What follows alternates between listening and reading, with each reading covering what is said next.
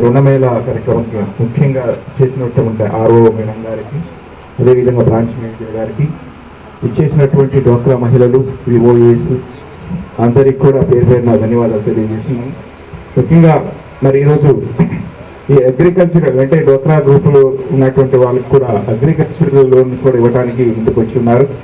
దీన్ని అందరూ కూడా మనం ఉపయోగించుకోవాలి. అదేవిధంగా ఇప్పుడు సార్ చెప్పారు బ్రాంచ్ మేనేజర్ గారు, పిఎంఎఫ్ఎంఈ అని సబ్సిడీ లోన్స్ ఉన్నాయి.